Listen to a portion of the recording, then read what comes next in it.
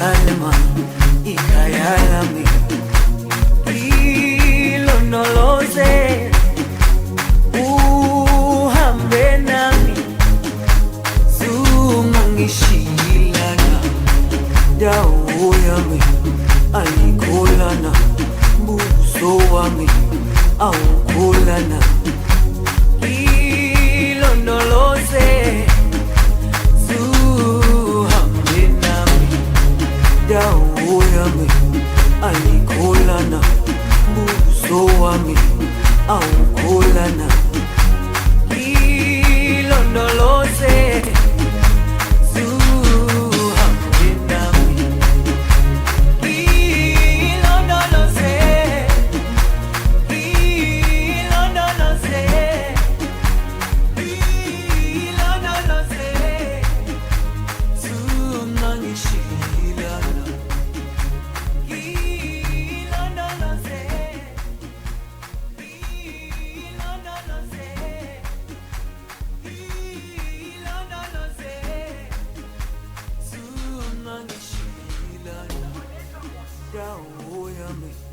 ayikholana buso wami awukholana ilondoloze zuhambe nami dawo yami ayikholana buso wami awukholana.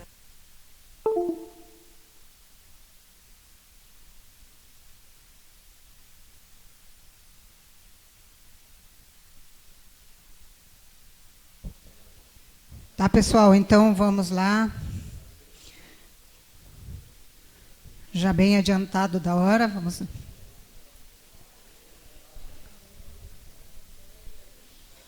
Mas como a noite hoje era para isso, então vamos aproveitá-la, né?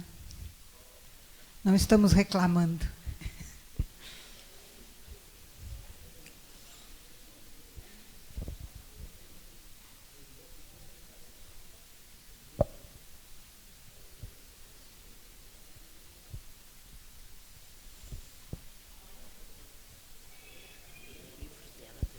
Tem aquele ali, ó, o Lanceiro Negro Sobrevivente.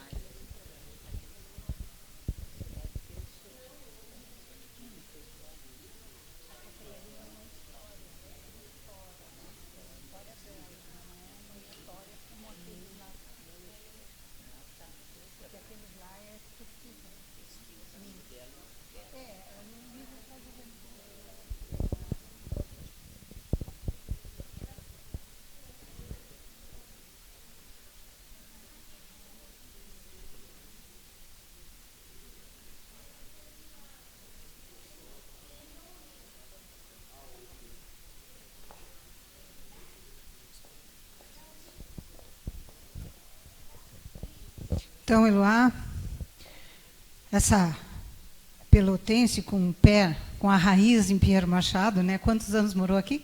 Quase 30. Ó, quase 30 anos, então já é pinheirense. Ou pelo menos um pedaço do coração é pinheirense. Ah, com certeza.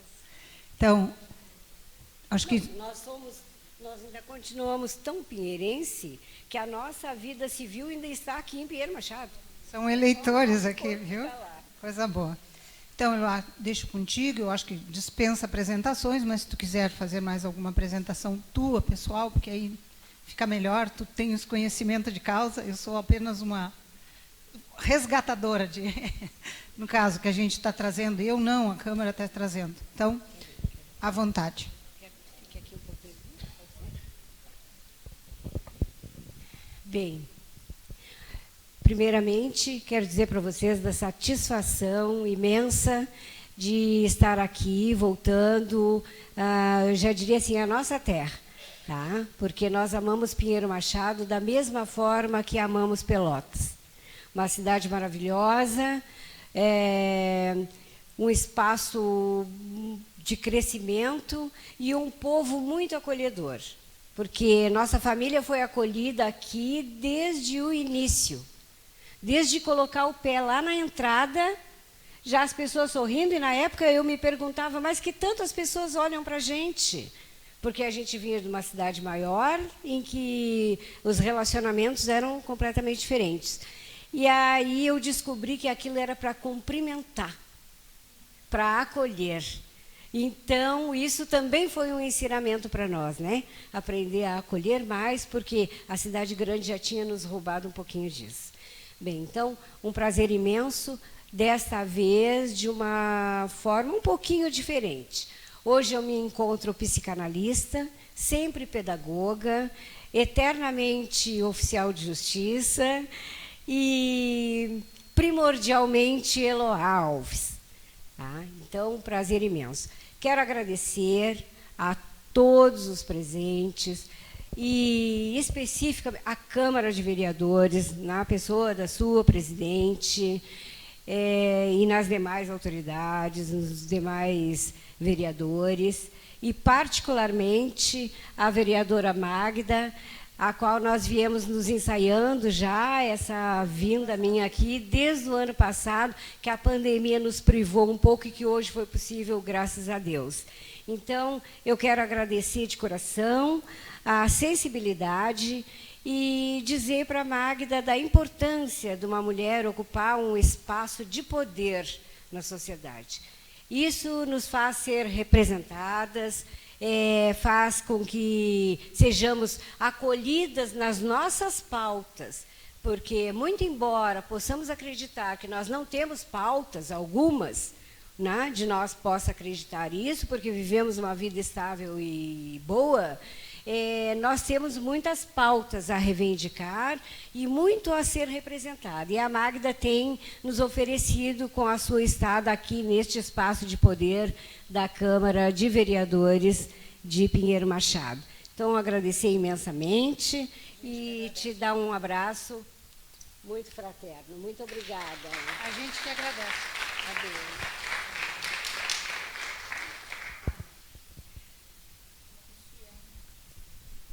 Sintam-se todas as mulheres presenteadas através da Magda. Coisa mais linda. Eu amo orquídea. Ai, obrigada. Eu que agradeço. Imagina que presente.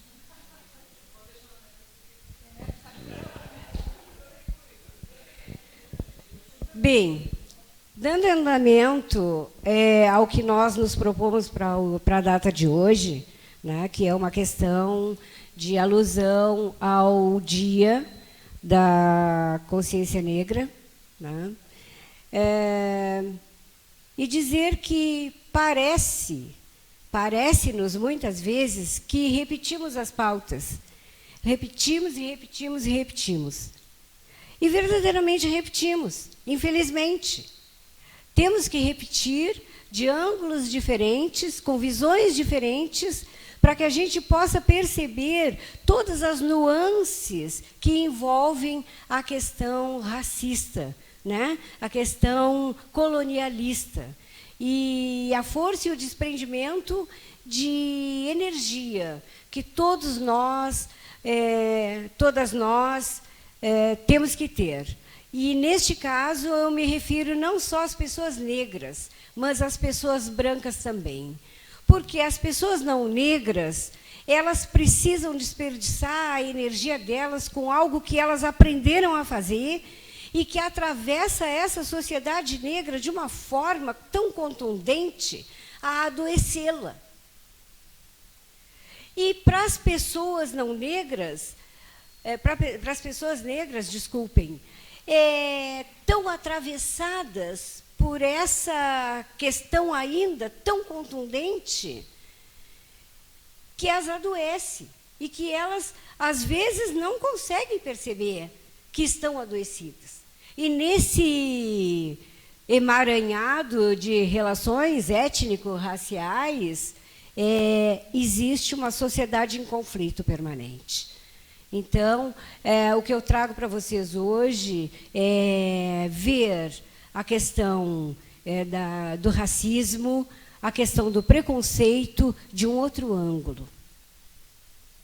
E, para isso, nós precisamos voltar. E aí é que a gente vê a intermitência do texto, a intermitência da narrativa. Repetir narrativas, para que se possa perceber onde está o erro. O que é que tem de errado que as relações étnico-raciais não conseguem avançar? Nós não conseguimos nos perceber enquanto ser humano, simplesmente seres humanos. Isso facilitaria muito a vida de todas as pessoas, todas, em geral, sem distinção de raça e de credo. Então, eu trouxe, primeiramente, essa simbologia aqui.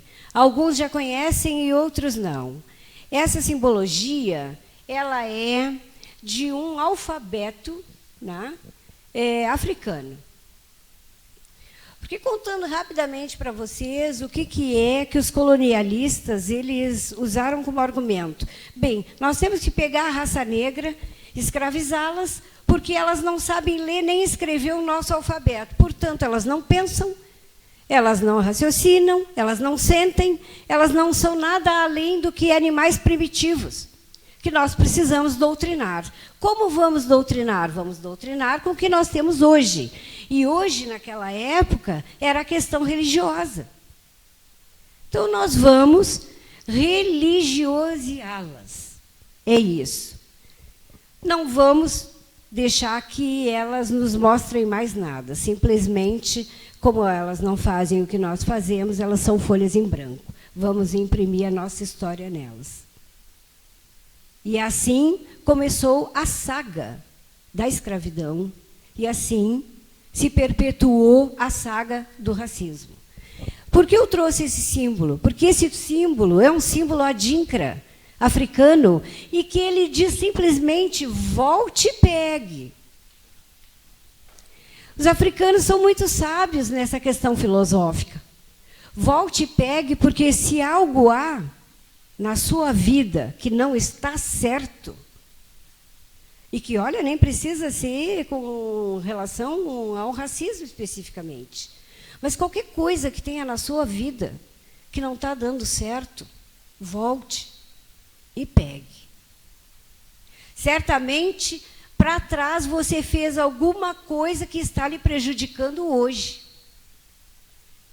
Então, baseado nessa filosofia, eu venho, então, trazendo esse símbolo adinkra para vocês.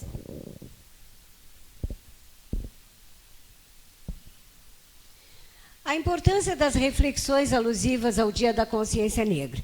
Bem, vocês, alguns podem estar estranhando que eu estou dizendo Dia da Consciência Negra, e não semana nem mês. Por quê? Porque começou por um dia. Era um dia. E qual era esse dia? Era o dia 13 de maio, que as pessoas buscavam comemorar a abolição da escravatura. Mas o que era a abolição da escravatura para as pessoas negras? Se não um abrir de porteira e vai-te embora. Há algo a se comemorar? Há algo a refletir? Então, nós precisamos voltar ao passado, ver o que estava de errado, o que está de errado no passado que nós não sabemos, e projetar o nosso futuro, usando o Dia da Consciência Negra para fazer reflexões. Não é um dia alusivo a comemorações, é um dia alusivo a reflexões. Quais são as pautas que nós precisamos ver, rever, entusiasmar, protagonizar, para que as relações étnico-raciais, no meu primeiro ciclo, a família, comece a dar certo. No meu segundo ciclo, que é o meu bairro, comece a dar certo. No meu terceiro ciclo, que é a minha cidade, comece a dar certo. E assim nós vamos difundindo, cada um fazendo na sua casa, no seu bairro, na sua cidade, e daqui um pouco todos estarão fazendo a mesma coisa e nós estaremos todos felizes.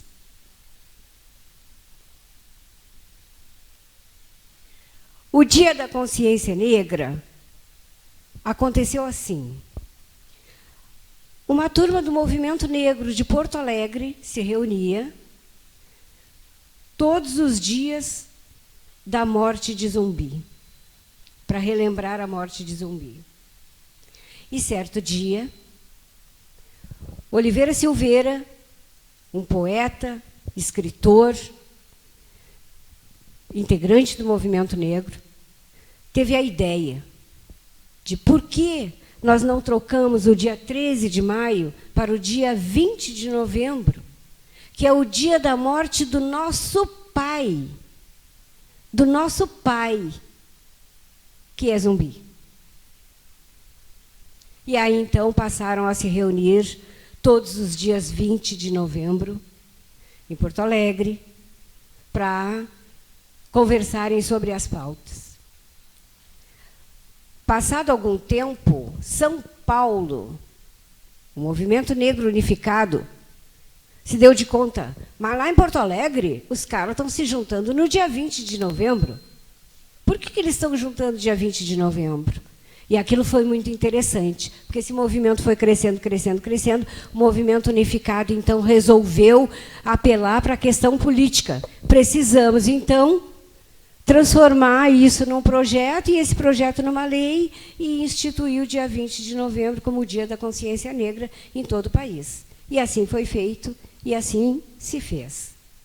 Então, o dia 20, ele foi permutado, até porque o dia 13 de maio, que comemorava a abolição da escravatura, foi simplesmente assinado pela princesa Isabel. Ele não foi nem redigido. Vocês sabem quem é que redigiu a carta de abolição da escravatura? O pelotense Antônio Ferreira Viana, que é hoje detentor de uma avenida muito conhecida lá em Pelotas. Ele era, então, ministro.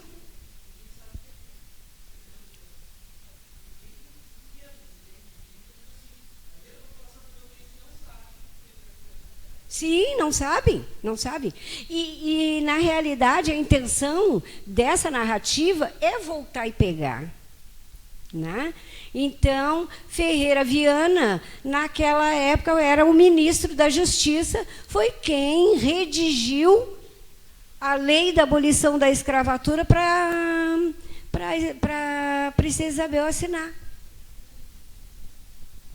Então, nós teríamos mais um motivo para não comemorar. Porque sequer quem assinou sabia redigir a lei. Bem, sem contar que nunca partiu do Brasil abolir a escravidão.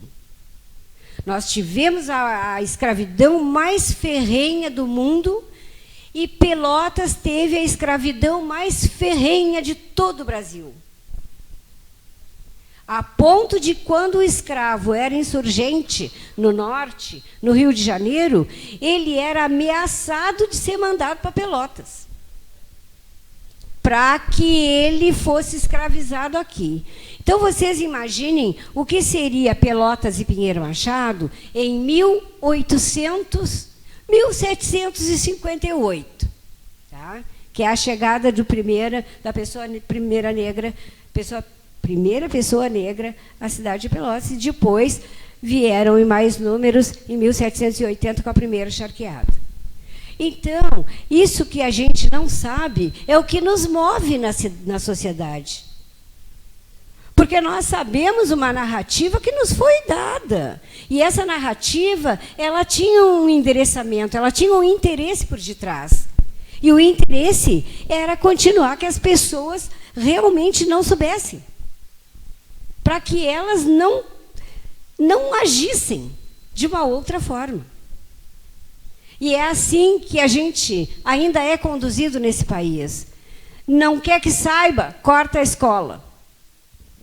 Corta a verba da escola. Porque lá na escola ela vai aprender, e aí vai acontecer com ela o que aconteceu na caverna de Platão.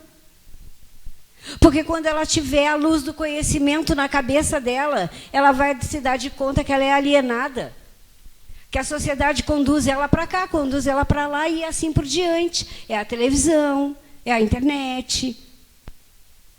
Então, esse dia é o dia da gente parar e pensar, será que o que eu estou olhando porque eu quero, porque eu tenho conhecimento, ou eu estou olhando porque me mandaram olhar? Ou porque todo mundo olha? Que é a questão da psicológica da manada. Um olha, todos olham. E não é assim que acontece? Na rua é assim.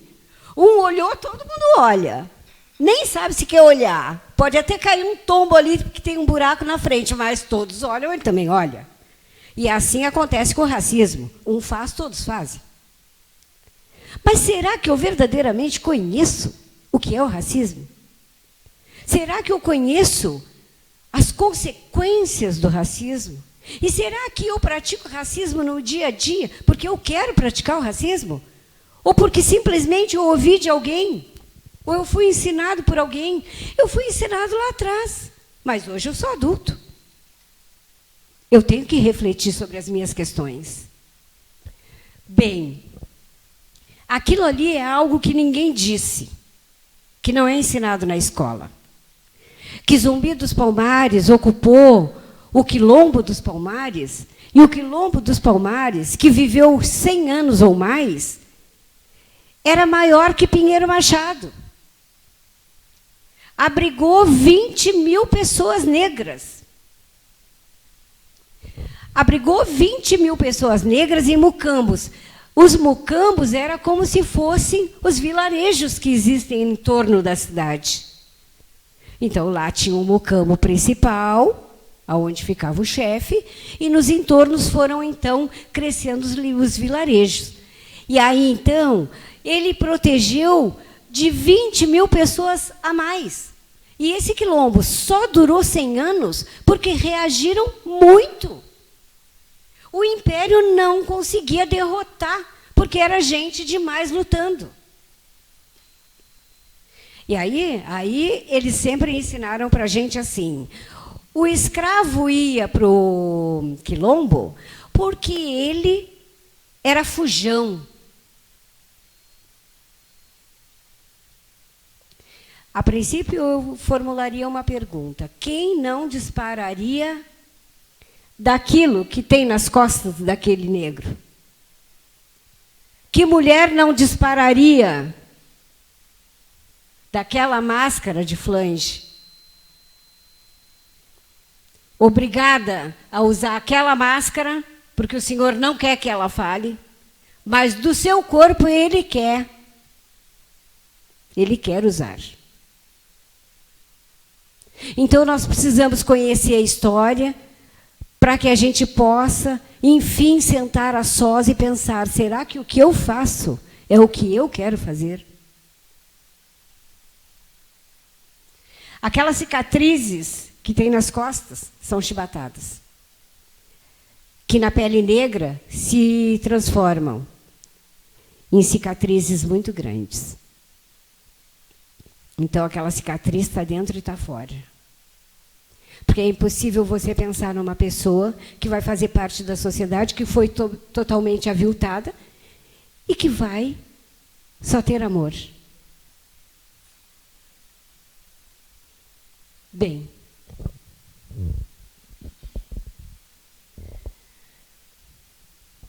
acho que daquela questão do quilombo, eu acho que ficou bem clara, né?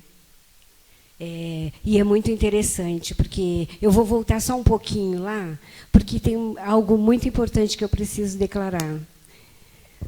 Quando ele foi traído, porque ele foi traído, ele só foi morto porque ele foi traído por um dos seus. O que não é nenhuma novidade numa sociedade atual, né? Então, o que fará no início, primitivo. Então, ele foi traído, ele foi pego, e ele foi morto e decapitado. E a sua cabeça pendurada em praça pública. Mas o que eles não disseram é que eles tiveram que ter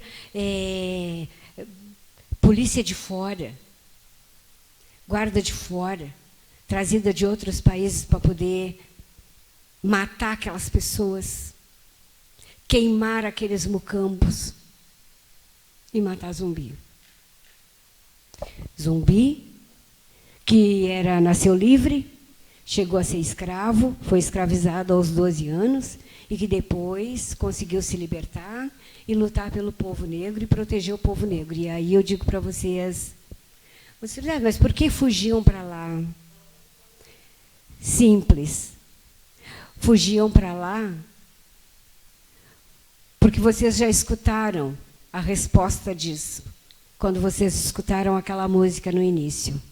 E aquela música, ela diz assim, aquela música é um louvor, ela é um louvor africano, e ela diz assim, deixa eu achar aqui, estou um pouquinho perdida. Bom, mas eu me lembro de qualquer sorte, ela diz, venha, me salve, não me deixe aqui, meu lugar não é aqui, meu reino não é aqui, me salve, me salve. É o que aquela música que vocês escutaram no início, que é tão bonita, ela diz isso. E foi isso que Zumbi fez com os dele. Ele acolheu.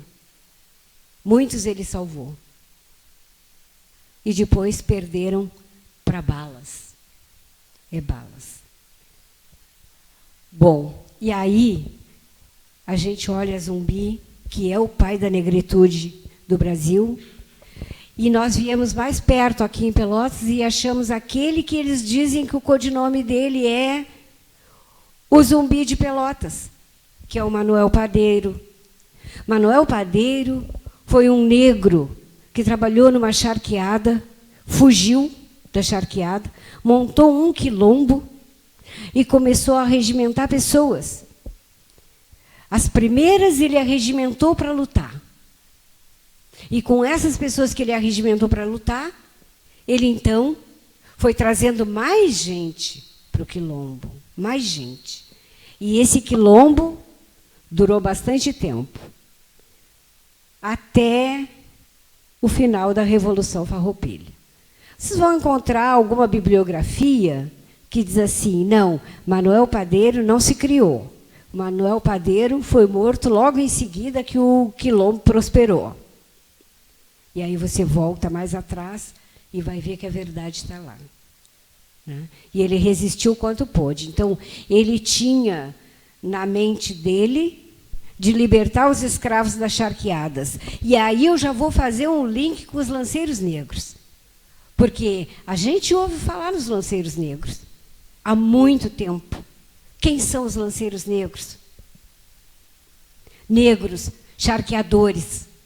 Negros que desembarcaram aqui no Uruguai, desembarcaram em Rio Grande e que foram levados para as charqueadas, para matar 500 bois por dia, a marretada, porque nem a bala não era. Então, matavam os bois, abriam os bois, curavam os couros, lavavam as tripas no Arroio Pelotas, que o Arroio Pelotas, por um tempo, foi considerado o Rio Vermelho, porque era sangue puro das charqueadas desaguando no Arroio Pelotas. E era o mesmo arroio que era dado aos negros se banhar. Então, vocês pensem numa vegetação, eu não sei, vocês conseguem imaginar como que era a situação inóspita deste lugar. Eu me lembro de ter lido o Saint-Hilaire. Saint-Hilaire era um biólogo, e ele fez várias cruzadas pelo Rio Grande do Sul, e ele aportou em Pelotas. E ele dizia que Pelotas fedia. Era um lugar inóspito, sujo, cheio de bichos, porque eram carnes, vísceras, sangue, por todo lado. Onde moravam os charqueadores? Onde? Em Rio Grande. Porque as charqueadas, quando elas foram instaladas, era só elas. Não existia cidade. Então, foram feitas as charqueadas volteando o arroio, para ter melhor acesso para exportar a carne. E vocês sabem quem é que comia a carne de charque? eram os escravos. Porque tinha muita boca para alimentar e eles acharam um meio de comércio legal, porque vamos dizer que tudo é feito na legalidade. Então, era assim, quando baixou a questão da carne de sol no norte, né, que eles não tinham mais gado lá, e aqui existia muito gado que foi deixado pela Espanha, etc., etc., e aí, então, depois foram criando e etc., e matando esse gado por aqui, mas era uma escravidão ferrenha e inóspita. Os escravos eram maltratados dia e noite, dormiam na senzala que abrigava os couros e comiam o charque que produziam. Aquelas coisas que hoje se transformou numa iguaria, que é o mocotó, comiam muito isso porque a negritude é muito criativa. Uma pessoa negra jamais passará fome, porque ela sabe colher algo da natureza que vai lhe alimentar. E aí, então, nessa brutalidade, porque eu acho que o que faltou na nossa história, e claro que faltou, e faltou porque queriam que faltasse mesmo, porque todos os livros que eram escritos sobre a escravidão foram escritos pela mão branca. Por um lado da moeda, que queria preservar a sua face, lisa, limpa e reta, que eram os europeus. Bem, os escravos das charqueadas achavam muito melhor perderem a vida lutando com uma proposta de liberdade do que viver naquele lugar trabalhando. Porque a escravidão é isso.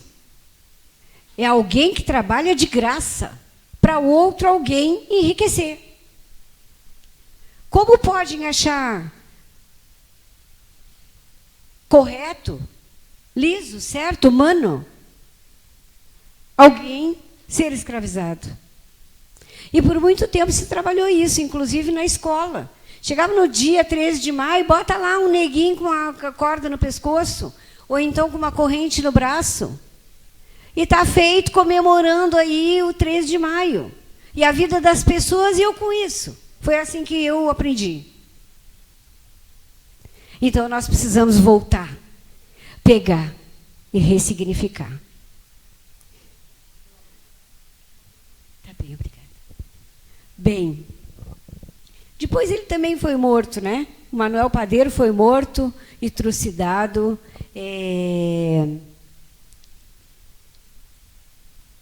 Também por um contingente bem grande de armamento que sobrou um tanto da Revolução Farroupilha.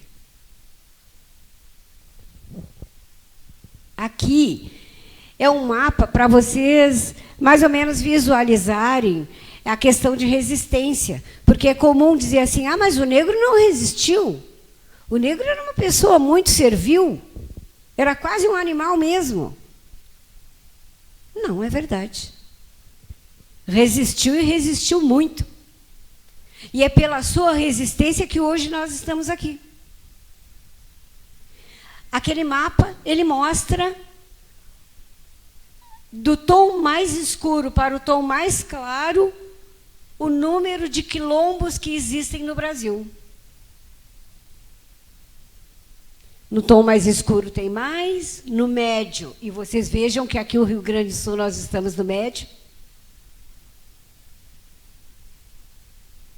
E tem alguns lugares que não praticaram, né, tanta atrocidade.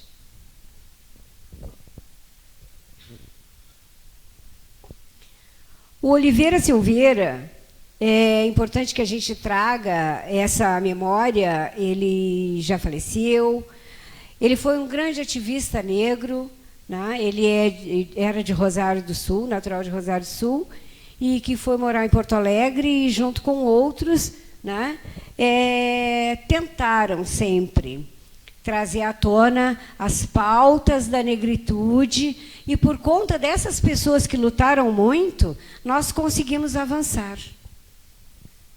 Pouco ou muito, mas estamos avançando.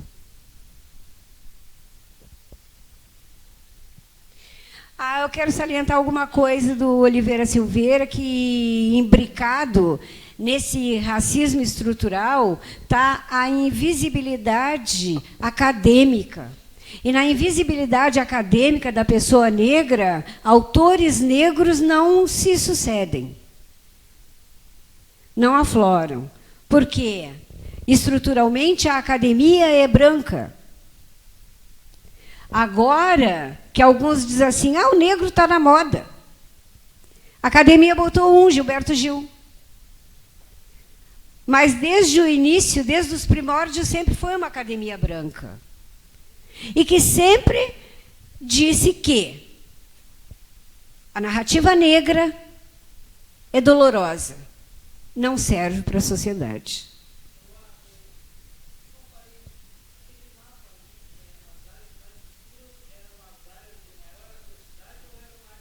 Não, áreas de quilombo. É um mapa de quilombo. Então, a academia sempre relegou a narrativa negra, a palavra negra. Mas, se vocês forem ver, nós temos vários autores que se valeram da narrativa negra para imprimirem seus livros. Nós nem precisamos ir tão longe assim. Fernando Pessoa é Grande Sertão Vereda, quem já leu já sabe. Né? Então, vou citar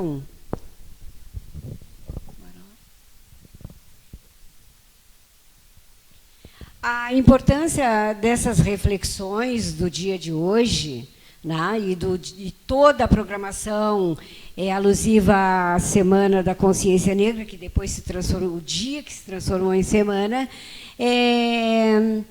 trazer à consciência os reflexos dessa tragédia humanitária. Né, que até então a escravidão era quase que como romantizada. Né?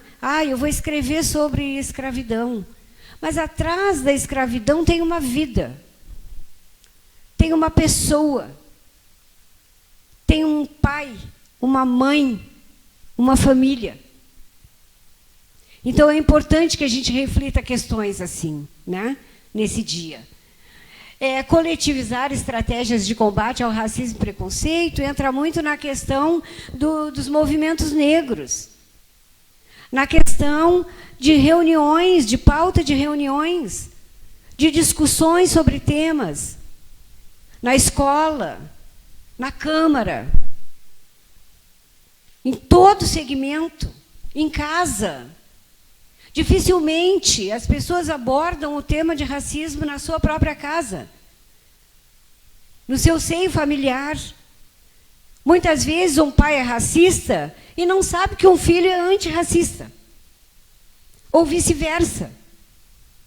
Ou que já tem a luz da consciência, mas não senta para parar e mostrar para o filho que ele precisa ver com aqueles olhos. Elaborar coletiva ou individualmente realidade que possibilite a raça negra adquirir sentimento de pertencimento. A raça negra não tem sentimento de pertencimento. Porque tem muitos lugares que ela ainda se sente constrangida de entrar.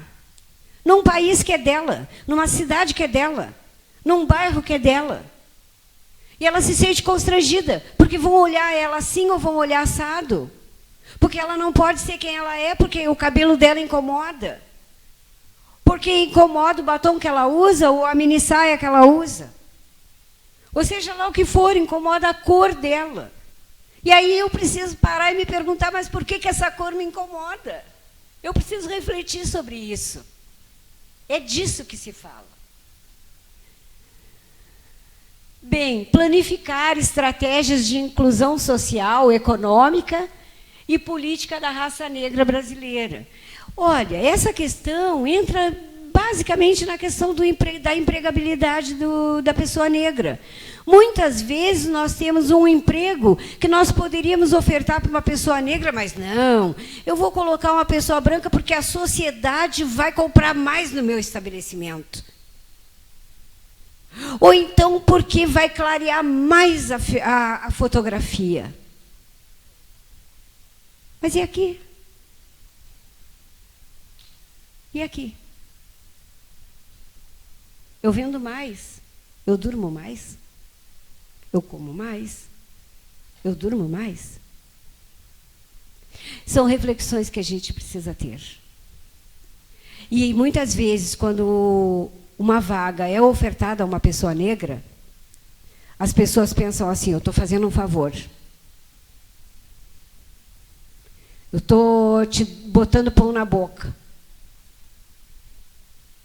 Gente, relação de trabalho é relação de trabalho. Não tem cor na relação de trabalho.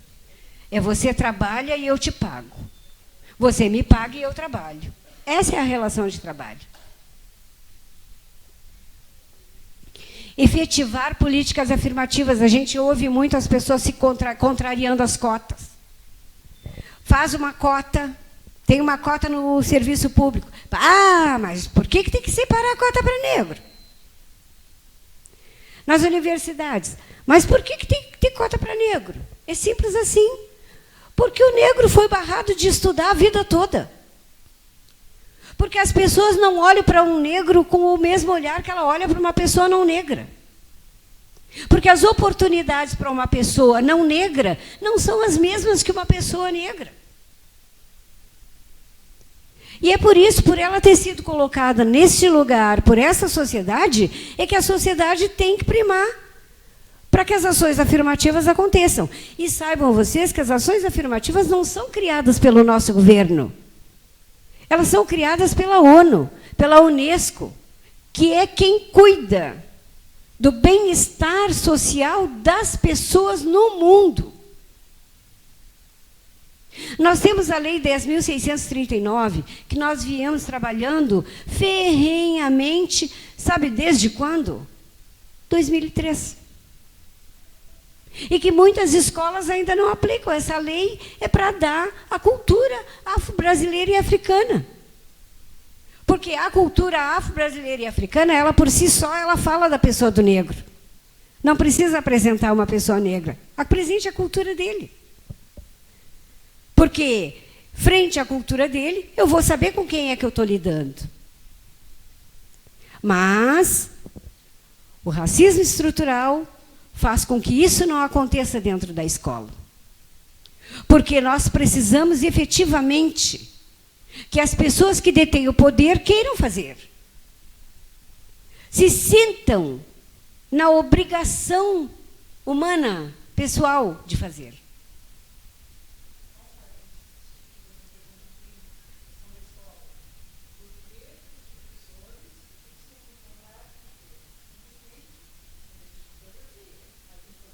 Vou chegar lá.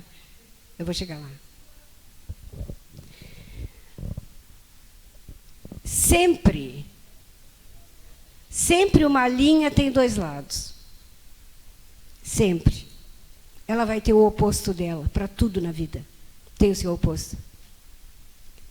E o fazer também tem o não fazer. E neste contraponto da obrigação de fazer, e é por isso que nós estamos aqui hoje voltando ao passado. Eu não sei se a gente vai ressignificar alguma coisa, mas nós estamos voltando ao passado e pegando a verdade. E isso não foi feito com o professor. Quando a lei chegou aqui, ó, olha, pega isso aqui, hoje tu vai começar a dizer que o povo negro é bom. Mas passaram uma vida inteira dizendo para ele que o negro não é bom. E como é que o professor se arma para ressignificar tudo isso?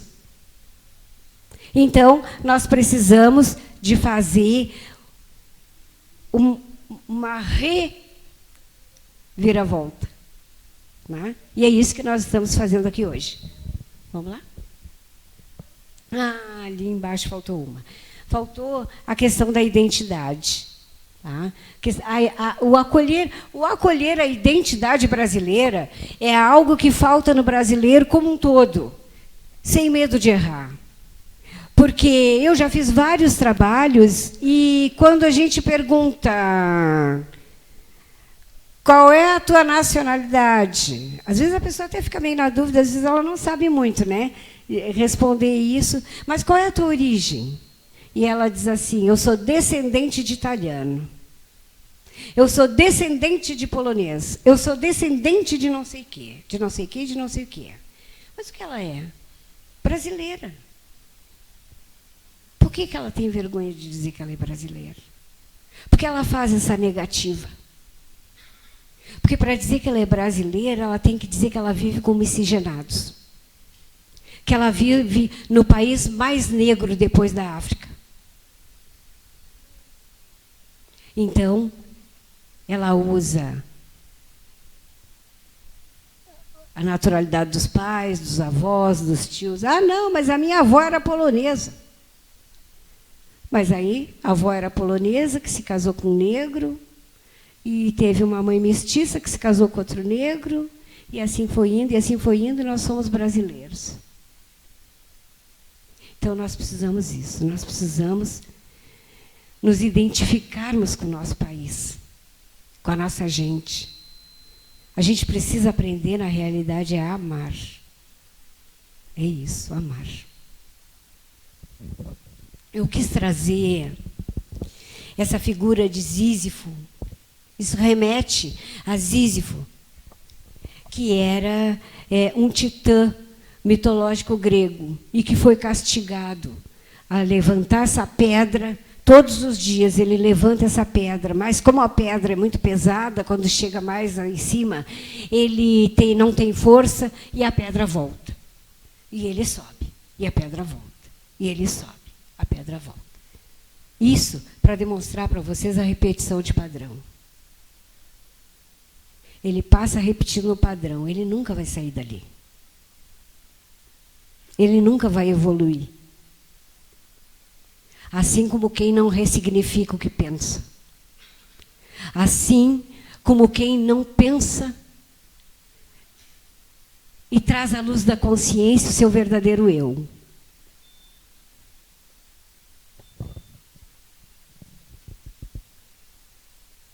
E é muito interessante, porque Sísifo ganhou esse castigo porque ele enganou a morte.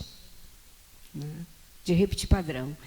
Bem, aí começa o início da degradação negra, humana, né? Que é a escravidão, e que, se vocês forem perceber ao longo da jornada, tudo muito instrumentalizado, tudo muito legalizado, tudo muito embasado em leis, para dizer que a coisa era certa. Então, na realidade, quando Portugal se apossou do Brasil, ele vivia-se a Idade Média. E a Idade Média era considerada a Idade Negra da sociedade. O que é um racismo? Porque eu posso dizer que era uma idade primitiva. E tinha o aval, né, da Igreja Católica, que era quem regia Portugal. E aí, então, isso não é falácia. Isso é fato, porque, inclusive, o Papa Padre já pediu perdão à raça negra por tantos anos de escravidão, por tantos anos concordando, né, com a degradação de um povo.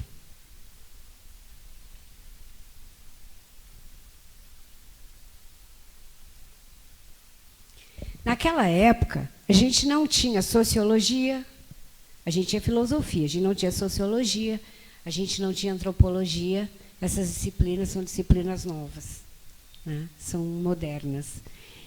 E tudo era pautado, então, e não tinha-se um desenvolvimento, não tinha tecnologia, né? Então, tudo era pautado na biologia.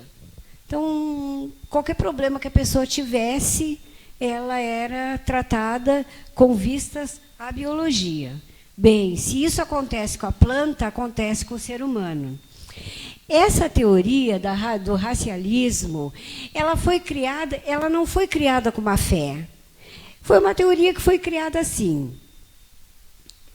Ele simplesmente detectou que as pessoas eram diferentes. Por quê? Porque um conjunto de pessoas brancas tinha uma característica igual.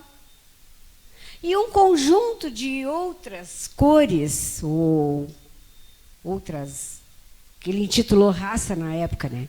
Tinha outras características fisiológicas.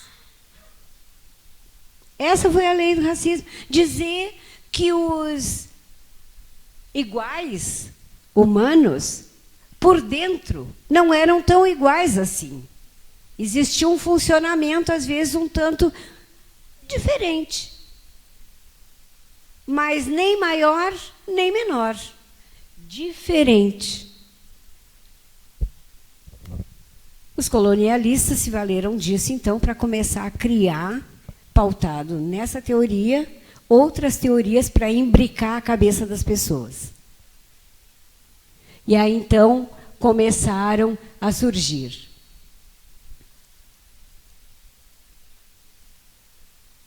Para baixo, para cima. Ali. Etnocentrismo. Tá. Então, o etnocentrismo foi uma teoria cultural criada a partir do racialismo. Ou seja, se as pessoas são diferentes, é porque um é melhor e o outro é pior. Quem é melhor? É o que tem olho azul. Quem é melhor? É quem tem cabelo loiro. Quem é melhor? É quem tem a cor branca. Porque quem é melhor sabe ler e sabe escrever.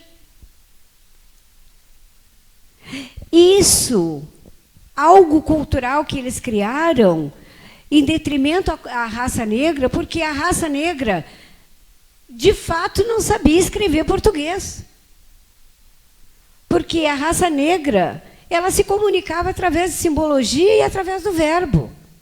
Os ensinamentos passavam de pai para filho, no verbo. Então, de fato, não ia. Escreve um A aí. Claro que o negro não ia escrever um A, porque não é o idioma dele. E falavam outros dialetos. E isto o colonialista não levou em consideração. Porque se sentia superior. Porque achava que o alfabeto dele era superior. A linguagem dele era superior. Então, se a minha linguagem é superior, é a minha que tu tem que saber. E pronto. Então, é mais ou menos por aí essa questão do... Bom, o racismo científico, olhem bem, ele é a técnica que classifica, né? Através do racismo científico, classificam as pessoas. Várias caixinhas. Ah, é a caixinha do melhor. Bom, do melhor a gente já sabe quem é, né? A caixinha do pior. Bom, a caixinha do pior a gente já sabe quem é também. E assim foram dividindo, né, as raças nessas caixinhas aí. Bem,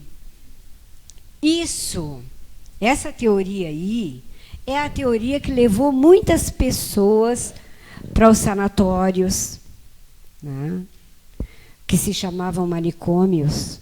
Então, como não tinha ainda um desenvolvimento de um estudo aprofundado, de uma teoria psicológica, não se falava em psiquismo pessoal humano, se falava só em biologia.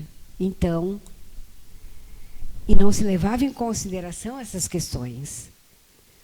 Se uma pessoa negra tivesse uma convulsão,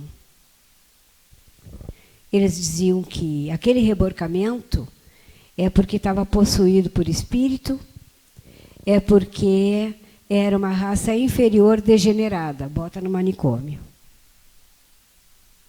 Estava no manicômio. Se vocês forem ver a clientela dos manicômios, que agora desativaram, né? Semana retrasada desativaram o último, mas que já teve um andar de retrocesso, querendo ativar novamente os manicômios. Mas, se vocês forem ver, era basicamente pessoas negras nos manicômios. Pessoas negras, muitas pessoas pouco doentes mentais, muitas pessoas pouco transtornadas, né? Mas se aquela menina engravidou e não era casada, taca no manicômio. Se aquela pessoa se alcoolizou, taca no manicômio. E assim os manicômios foram enchendo e as pessoas realmente aí então desestruturando, né, suas mentes, seus pensamentos. É embasado nesse etnocentrismo aí, né, que é aquela pessoa que está muito quieta em sala de aula, é um retardado. Aquele que sentou lá atrás e que só fica debruçadinho assim. Não, ele não tem problema psicológico, não. É porque ele é negro mesmo, então ele é um degenerado. Isso nós precisamos ressignificar. Ter o estabelecimento interior de que as pessoas são regidas por sentimentos, emoções. Os sentimentos estão atrelados ao espírito das pessoas. E as emoções é o que a gente sente quando a gente percebe o mundo. E se todos caminham igualmente, eretos, de uma forma ou de outra, todos pensam, todos sentem, independente da sua cor, do seu credo. É assim. Mais um pouquinho. Aqui. A zoomorfização foi uma outra teoria criada naquela época para embasar a questão de que o negro não era uma pessoa humana, era um primitivo, um animal primitivo. Então, a primeira coisa que eles faziam quando capturavam um negro era animalizá-lo de forma a que ele introjetasse que ele era um animal. Então, ele era descalçado, porque animal não usa calçados. Então, todas as pessoas negras que foram trazidas de África foram descalçadas. Descalçadas e desnudadas da sua dignidade, do seu sentimento interior. Por que não dizer da perda do seu próprio espírito? Porque muitos perderam o espírito mesmo, né? Preferiram navegar em outros mares com seus espíritos, a se submeter àquela subjugação tão danosa. E muitos ainda preferem que os seus espíritos voem a sobreviver numa sociedade tão sarcástica, tão cruel, que ainda animaliza tanto a raça negra. Seja, hoje, todos andam calçados, mas desnudos do sentimento de respeito, ainda de dignidade. Porque muitas pessoas, se quisessem, se elas pudessem, porque hoje é crime fazer racismo, mas se elas pudessem, elas barrariam. E elas nem sabem por que estão barrando. Muitas não sabem. Isso faziam com pessoas pretas, logo que em África foi descoberto, né, um grande contingente de pessoas negras. Roubavam as pessoas negras e expunham em praça pública, para que outras pessoas não negras pudessem admirar a primitividade que caminhava. É daí. E é daí também que a gente, hoje, em 2022, a gente usa. Tu é um burro. Tu é uma galinha. Tu é um cavalo. É disso. Porque, verdadeiramente, quando uma pessoa namora muito, uma mulher que namora muito, que gosta de namorar, por que ela é considerada uma galinha, gente? O que a galinha tem de diferente para ela ser considerada uma galinha? Se uma pessoa não sabe uma resposta de uma questão, porque a gente não sabe tudo, porque ela tem que ser considerada uma pessoa burra. O que o burro tem? Que iguala, para igualar uma pessoa a um animal. Então, essas questões que a gente usa no diário, né, que são racistas, que são preconceituosas, isso vem dali, do nosso olhar que foi moldado. Aqui, para fazer uma alusão à escravidão, né, junto com a Revolução Farroupilha, né, e, portanto, com a questão dos lanceiros negros. Daquela linha roxa para baixo, foi a pior das escravizações. Do Brasil, quiçá do mundo. Dali para baixo, aconteceu a Revolução Farroupilha.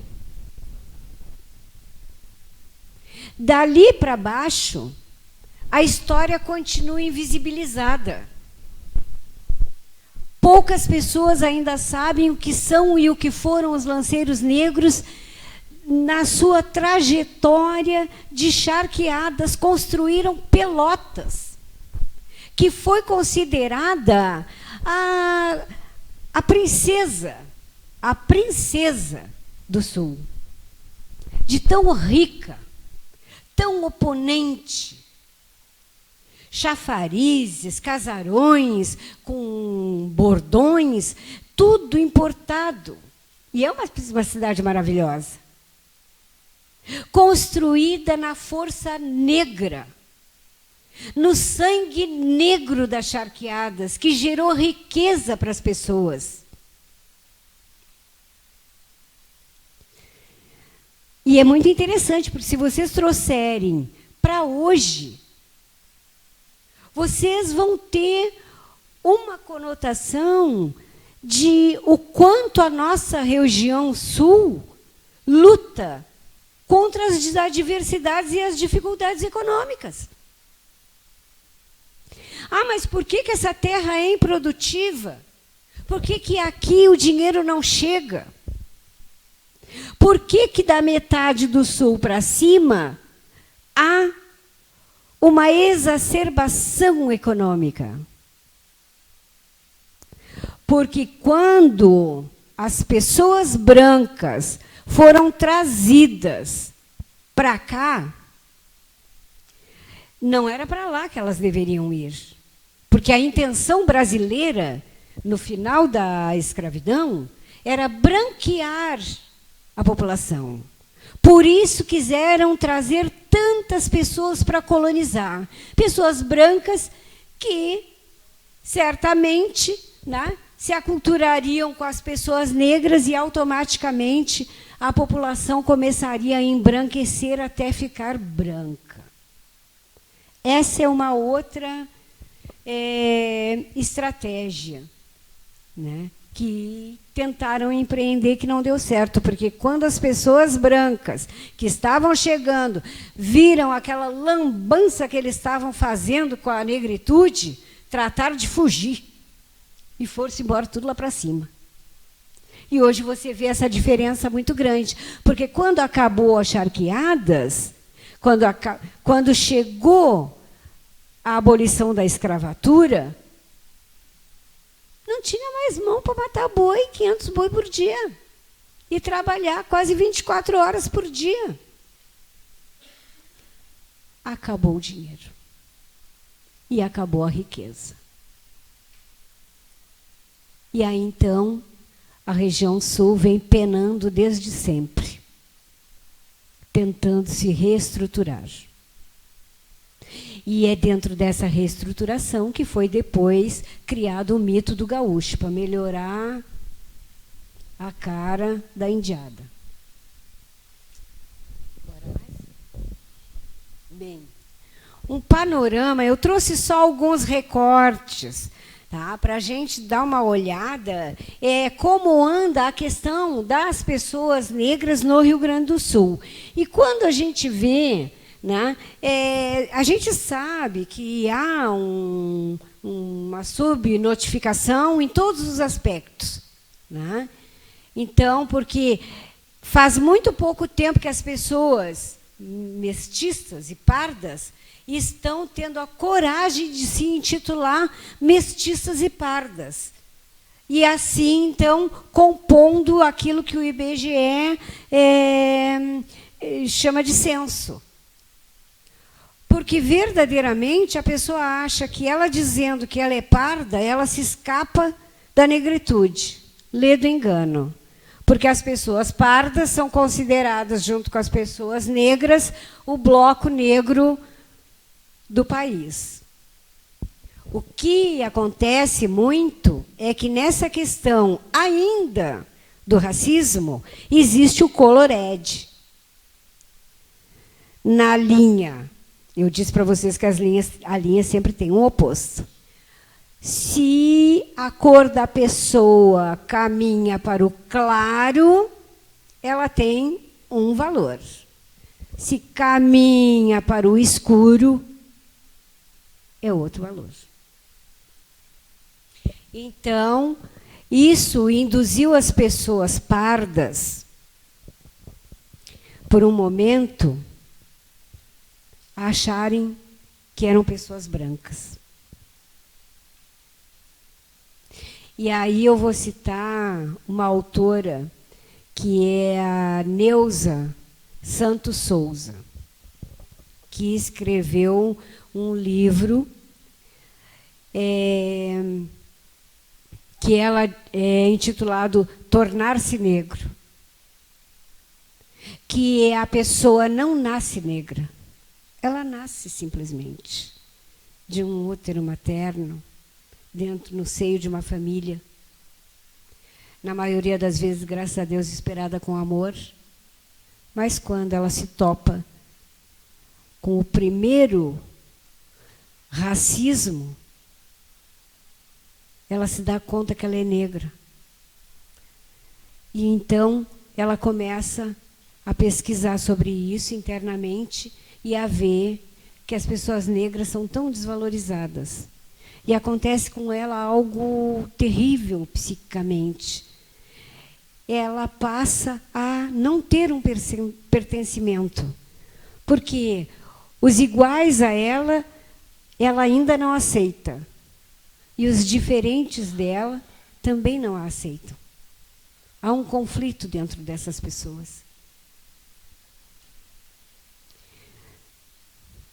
Vamos mais? Bem, a gente ainda está num universo, né, de que dos 10% mais pobres, 32% são negros. Dos mais ricos, é 8,2%. Né? Aí cai para 8,2%. O rendimento médio dos negros, pretos, 1.848, é uma média. Dos pardos, 1.996, e dos não negros, 2.990. Para fazer a mesma coisa, ocupar o mesmo lugar, o mesmo espaço social. A taxa de desocupação, pessoas negras 13% e não negros 7%, isso é o desemprego. E aí você vê quanta gente negra está desempregada, porque se a maioria da população brasileira é negra e tem 13% dessa clientela desempregada, é um volume muito grande de pessoas procurando, né, algo a fazer. E de onde se alimentar, né? Bom, a violência obstétrica, 61% das mulheres negras sofrem. Violência obstétrica, isso é algo que as pessoas precisam questionar, precisam se sentar, olhar com carinho esses dados, e as pessoas podem fazer alguma coisa, porque isso é a nível de saúde, e a saúde é ali no postinho, É lá no hospital. É no meu hospital que estão fazendo isso. É no meu postinho, porque é nosso. Então é impossível que uma mulher negra que vai ganhar uma criança de cesariana tome menos anestesia do que uma mulher branca. Porque existe uma teoria de que a mulher negra é mais resistente à dor. Mas aonde, gente? Um curativo, um ponto num postinho. As pessoas negras levam menos anestesia para não gastar do que pessoas brancas. Isso é cruel. E isso não é algo que eu possa dizer assim, eu não tenho nada a ver com isso. Eu tenho sim, eu moro nesse lugar. Eu pertenço a essa sociedade. E se a minha sociedade está sendo cruel, eu também estou sendo cruel. Eu tenho que assumir a minha parcela de culpa. Ou de fazer. Ou de ter consciência. É uma questão de ressignificação. O feminicídio, vejam bem, 61,8% das mulheres negras morrem do montante do feminicídio. Agora, aí nós temos um recorte que hoje eu não vou me aprofundar muito, porque esse recorte das mulheres, ele é um recorte mais exigente e ele exige mais tempo para o debate. Mas as mulheres... Por que as mulheres negras? Porque as mulheres negras, elas foram as mucamas. Elas foram as mães de leite. Elas foram aquela que satisfazia o Senhor. Portanto, elas foram as domésticas. Ela está na base da pirâmide. Ela está achatada pela sociedade. Ela está achatada pela sociedade. E aí eu vou citar Vilma Piedade. Porque Vilma Piedade cunhou a palavra dororidade, que é algo que as mulheres negras sentem e que nenhuma outra mulher sente. Porque ela sente a dor do racismo diuturnamente, pelo homem e pela mulher. Pelo homem branco, porque sempre a viu como aquela que o satisfaz, que foi assim que o colonialista lhe colocou na cabeça. A mulher branca se sente ofendida, porque vê na mulher negra uma potencial rival.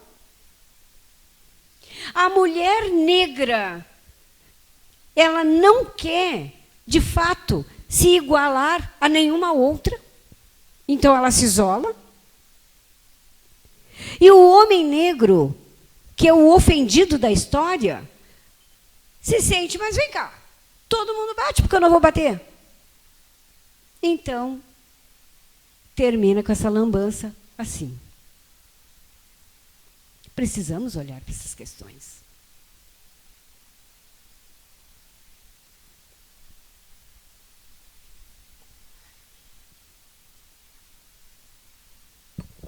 Agora eu vou mostrar uma coisa para vocês, antes de dizer as ações de combate.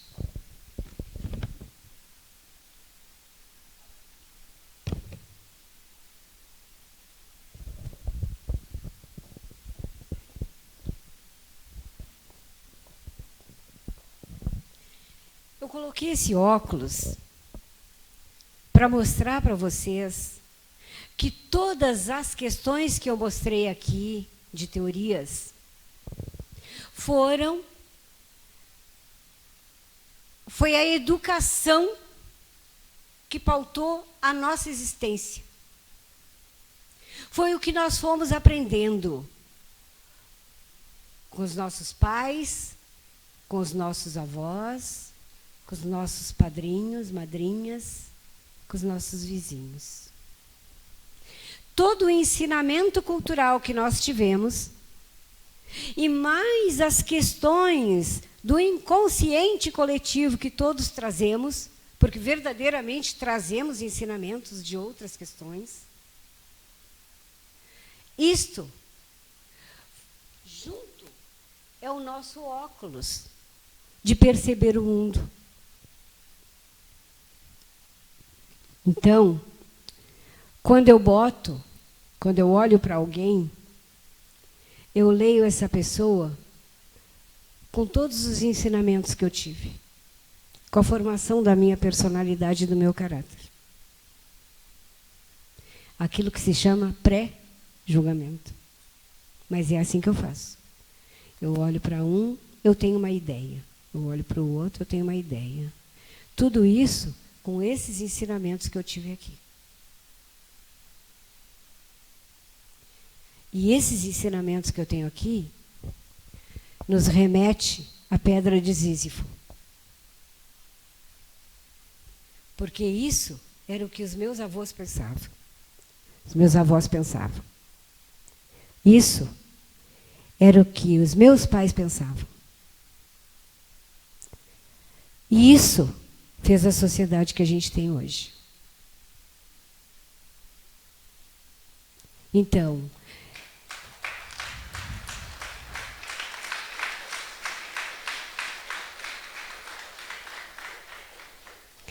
eu preciso estabelecer uma conversa comigo mesma. E pensar se eu quero continuar carregando a pedra de Sísifo até que aquela pedra se desgaste, ou se eu quero pensar numa estratégia de mudar o meu comportamento e fazer uma sociedade diferente. Porque uma sociedade diferente, ela não se faz de um dia para o outro. E ela não se faz colocando alguma coisa na cabeça de alguém. Isso fizeram os nossos pais, nossos avós. E eles não estavam errados, porque eles também desconheciam as verdades. Eles também aprenderam as verdades que lhes foi ensinada. Sabe que a moral de tudo isso é a gente estar aberto ao novo conhecimento e a novas estratégias. Então, eu diria para vocês que ali tem algumas das ações que a gente pode praticar, não é? Para ressignificar e incluir a pessoa negra. Eu digo para vocês que incluir pessoas negras na sociedade não é favor. Porque as pessoas negras, se antes elas eram consideradas pessoas rasas, pessoas que precisavam ser cultivadas, lê do engano. Aquelas 10 voltas que o colonialista, quando foi capturar o negro, fez com que ele desse na árvore, não tornou ele uma tábula rasa. Lê do engano do colonialista que achou que 10 voltas numa árvore iam tirar uma vivência, uma cultura. E nós vivemos, às vezes, uma hipocrisia muito grande, porque eu sou racista, mas eu gosto de samba. Eu sou racista, mas eu como mocotó, como feijão. Né? Então, tem tantas outras coisas. Eu sou racista, mas eu tenho uma estatueta de negro na minha casa, na decoração, ou uma máscara. Então, nós precisamos pensar, será que realmente eu pratico racismo porque eu quero praticar racismo? Porque eu não gosto da pessoa negra? Tudo bem, não precisa gostar, mas tem que respeitar. Tem que abrir as possibilidades. E quando as pessoas acham que só os negros vencerão o racismo, estão enganadas. As pessoas precisam se congratular com as pessoas negras. Elas precisam dar a mão, porque elas detêm o poder. É com elas que o poder está, e elas é que têm que dividir esse poder. As pessoas negras estão prontas. Você vê, depois do advento da internet, o número de escritores negros, mas no banco da escola não tem um. Este. Peles negras, máscaras brancas. Frantz Fanon, um escritor francês. Psiquiatra, psicanalista, negro. Tornou-se negro o dia em que ele foi atender uma cliente, ela estava com um filho e a criança disse: mamãe, ele é negro. E quis sair do consultório. Ali ele tornou-se negro. E a partir de então, ele começou a fazer estudos psicanalíticos para também realocar as pessoas. E aí ele viu quanto de racismo está intrínseco nas pessoas. E ele chegou à conclusão, e ele diz: a sociedade é neurótica. Brancos sofrem da neurose da superioridade. E negros sofrem da neurose da inferioridade. E isso faz esse conflito social muito grande. Então, ali eu tenho, né? Tratar com dignidade, com respeito. Isso eu vejo no comércio muitas vezes, né? Às vezes a expressão do racismo está em pequenas questões.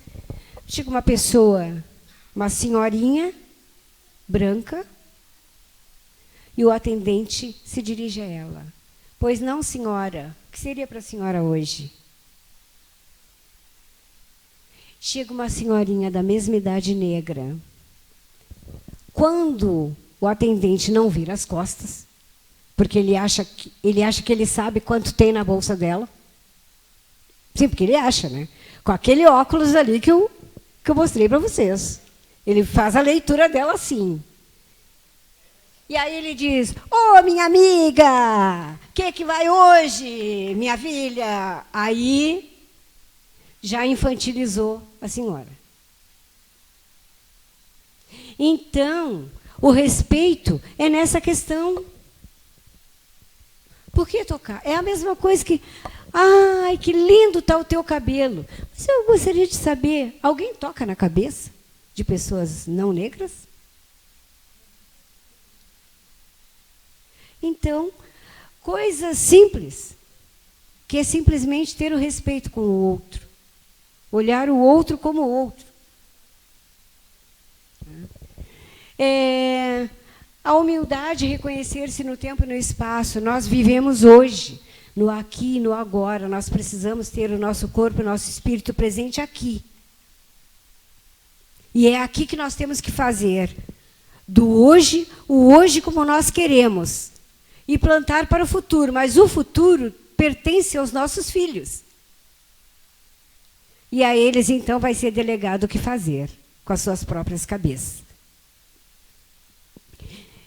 Refletir sobre o reflexo do espelhamento. Isso acontece muito. Muitas vezes eu antipatizo com alguém porque algo que eu estou vendo naquela pessoa é algo que eu sei que tem em mim. Da mesma forma que eu gosto de alguém porque eu capto que alguém tem alguma coisa que tem em mim. Então, é simples assim. Bem, combater o racismo é diariamente, não é no dia 20 de novembro. Dia 20 de novembro é consciência negra, é para a reflexão, né? É para a troca de ideia, é para isso. Mas o combate ao racismo é diário, o combate ao preconceito é diário. Nas pequenas coisas do meu dia a dia. Porque alguém pode dizer assim: mas o que eu posso fazer? Eu não sou racista, eu não vou fazer mais nada. Pode sim. Às vezes é dar a mão para uma pessoa negra subir no ônibus.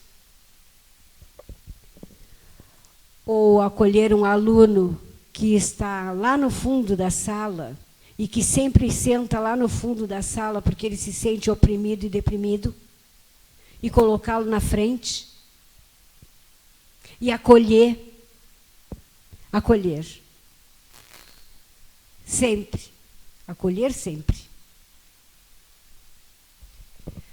Para as pessoas negras, eu diria que elas precisam se abrir para o conhecimento.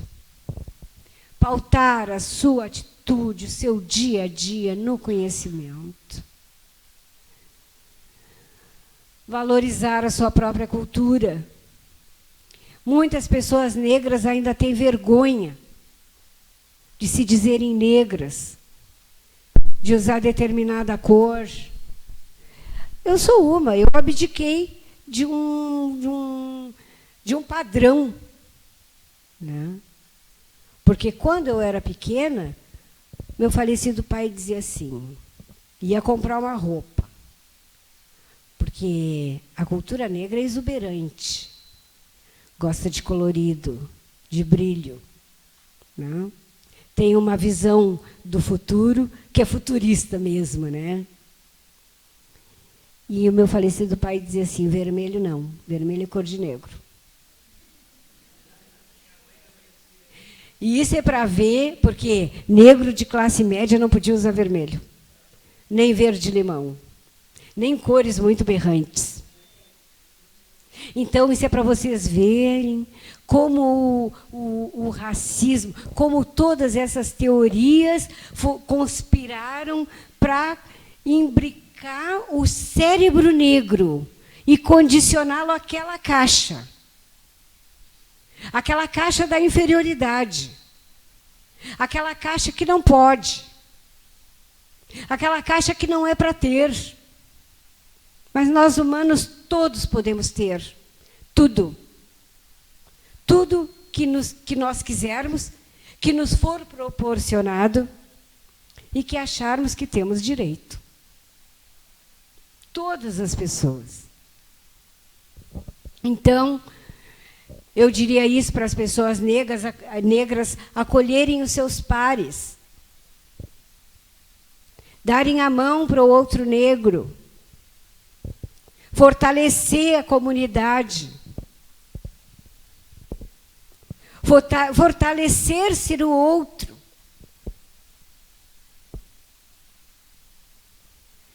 E sempre preservar o amor. Sempre. Sempre preservar o amor. Porque se é algo que nos trouxe até os dias de hoje, foi isso. Amor. Por um filho, pela cultura, pela religião, pela ancestralidade. Porque não é fácil viver num país racista todos os dias. Entrar num supermercado e ser perseguido. Entrar numa loja e ser perseguido. É um gasto de energia que as pessoas não têm tamanho. As pessoas não sabem. Isso não tem tamanho. Então, nós precisamos modificar essa realidade, né? Bem, eu queria dizer para vocês que nós saímos daqui.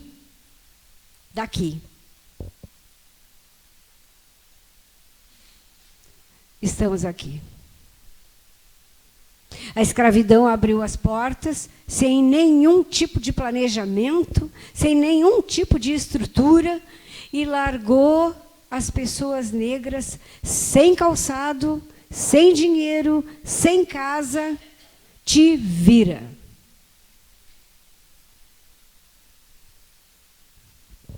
Nossos ancestrais se viraram. Mas hoje nós temos a compreensão de que nós podemos plantar para que os nossos descendentes não precisem passar por tamanhos obstáculos. Não é verdade? Então, agora eu vou dizer para vocês que vou dar um referencial de livros para leitura. Esse é muito bom, dá um realismo muito grande sobre a cultura e sobre o lugar da pessoa negra.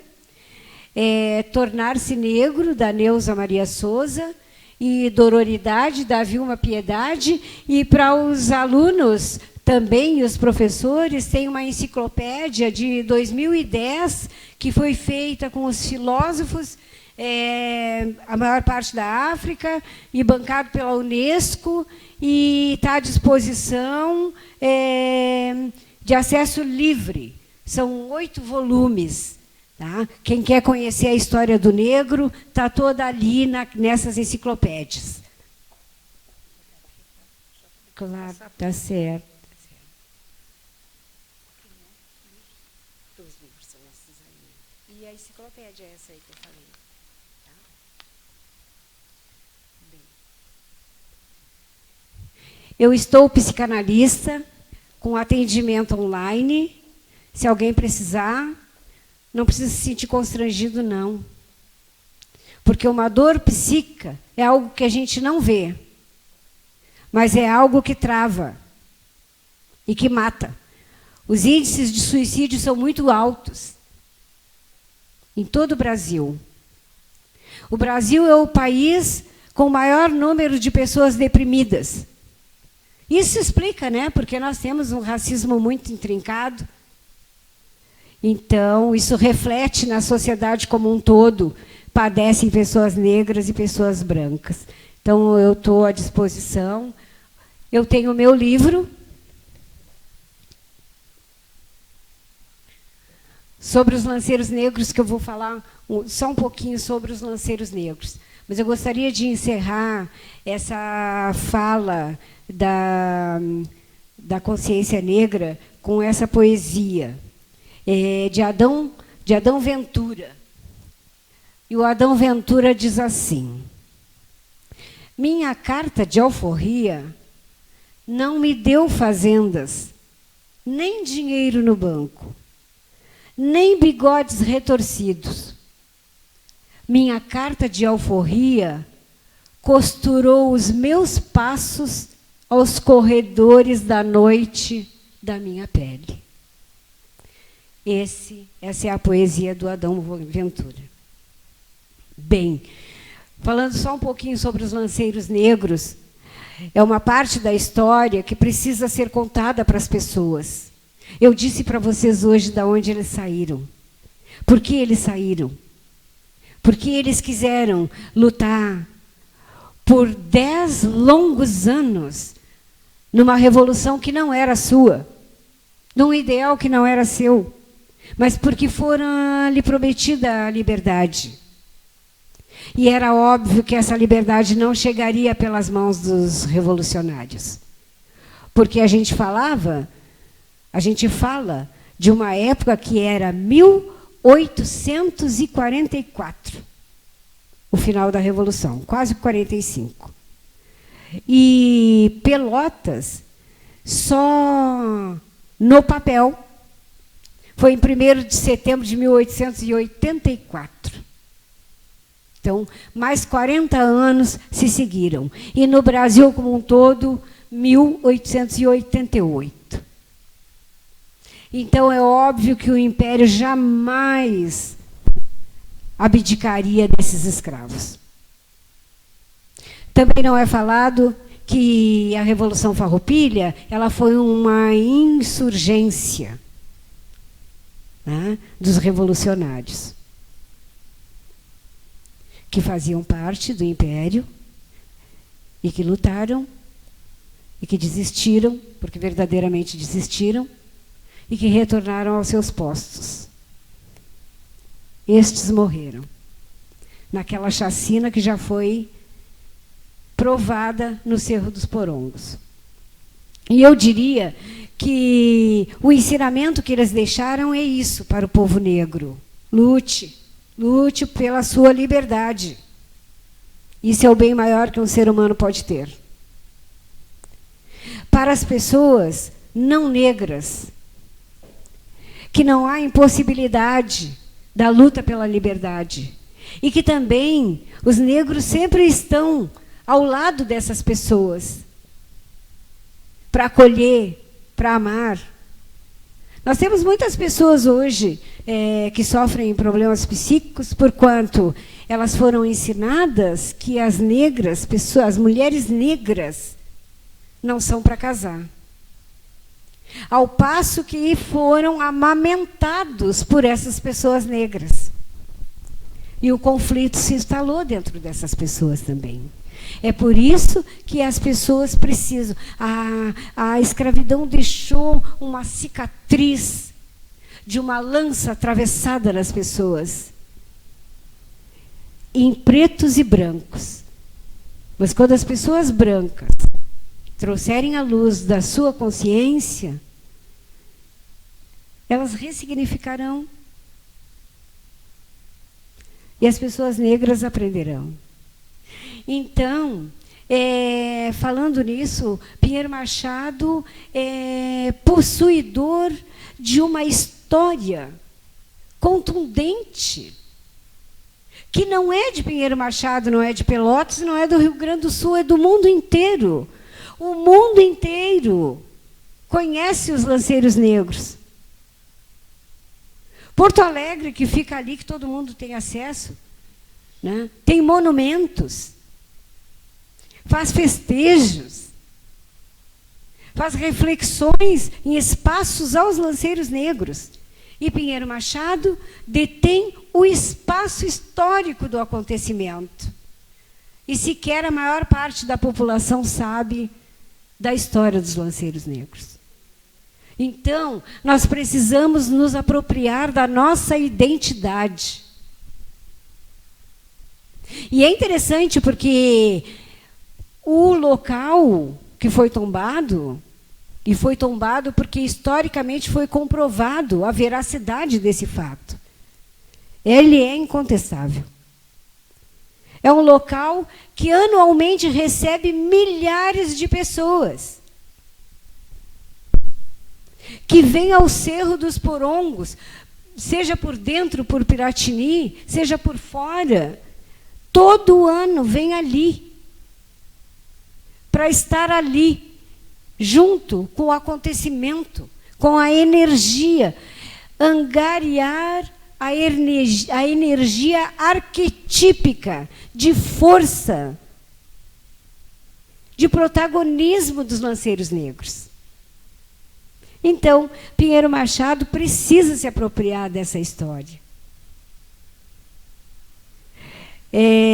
As pessoas reivindicam todos os dias, né, às quais eu tenho acesso, monumentos, livros. Por sinal, quero deixar aqui para vocês que eu tenho um curso, está hospedado na Hotmart, sobre a história dos lanceiros negros. Bem, o livro, se alguém se interessar posteriormente, pode entrar em contato com qualquer um desses canais aí. No mais, eu espero que as informações que eu tenha trazido tenham sido de êxito para vocês, para a vida de vocês. Vou agradecer mais uma vez, vou agradecer o empenho da vereadora Magda, agradecer por essa representatividade feminina, né, tão importante, que eu vou marcar mais uma vez, né, nessa Casa Legislativa. Agradecer a presença de todos e até uma próxima vez, se Deus quiser. Obrigada.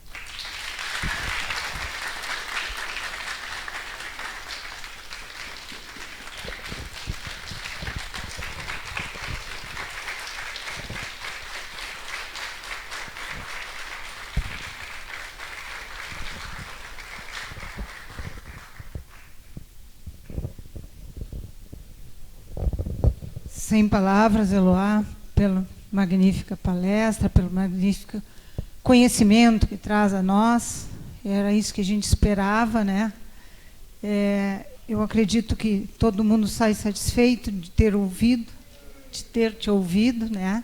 Não sei se alguém tem algum questionamento, alguma coisa para fazer, alguma coisa a falar. Eu sei que o adiantado da hora está grande, mas já estamos aqui, não sei. Tem alguém que tem algum questionamento, alguma coisa?